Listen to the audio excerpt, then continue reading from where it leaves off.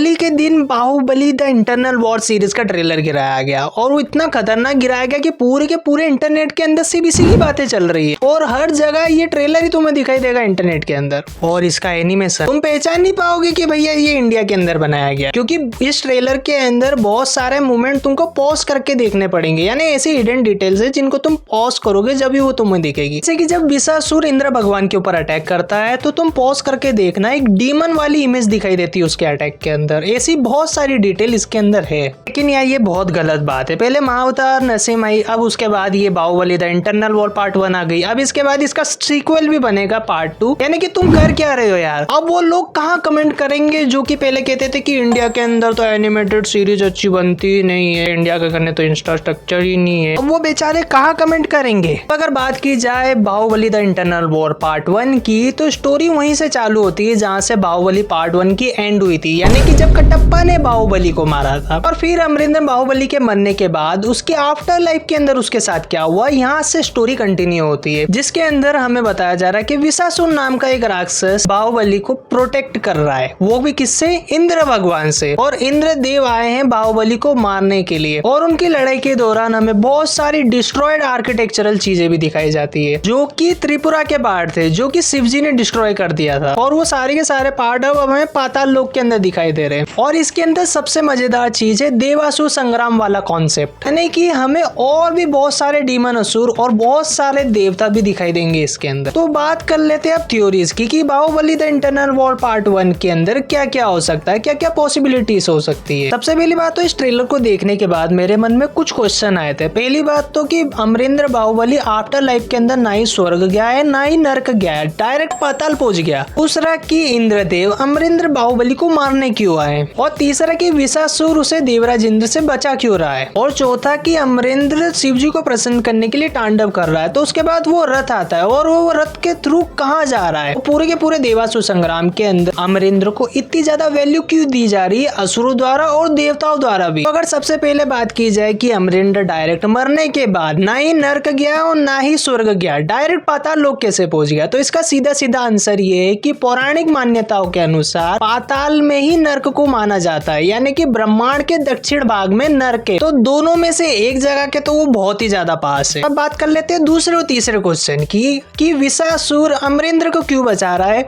और देवराज इंद्र अमरिंदर को मारने क्यों आए। तो अगर तुम देखोगे तो इस समय चल रहा है देवासुर संग्राम, जिसके अंदर देवराज इंद्र या देवता इस बार शायद असुरों के ऊपर ओवर पावर्ड हो रहे होंगे, और इस बार वो सोच रहे होंगे कि भैया सारे के सारे असुरों को इस बार निपटा डालते हैं, निष्कंटक राज करेंगे अब तो। और पूरे देवासुर संग्राम के अंदर अमरिंदर के ऊपर इतना फोकस किया जा रहा है, तो इसका मतलब अमरिंदर के पास कुछ ऐसा है जिसके कारण देवासुर संग्राम जीता जा सकता है। इसके कारण विशासुर ने अपनी ये सारी बातें बताई होगी अमरिंदर को और मैनिपुलेट करने की भी कोशिश करी होगी, और क्योंकि अमरिंदर एक न्याय प्रिय राजा था इसलिए वो मैनिपुलेट हो भी गया होगा। और चौथा क्वेश्चन कि भैया अमरिंदर शिवजी को प्रसन्न करने के लिए तांडव क्यों कर रहा है और वो रथ के थ्रू जा कहाँ रहा है। तो इसके अंदर शायद से ये हो सकता है कि अमरिंदर शिवजी को इसलिए प्रसन्न कर रहा हो ताकि वो देवासुर संग्राम जीत सके, और साथ ही में वो ऐसे अस्त्र शस्त्र या वरदान भी प्राप्त कर सके जिससे कि वो देवासुर संग्राम के अंदर और भी ज्यादा ताकतवर हो जाए।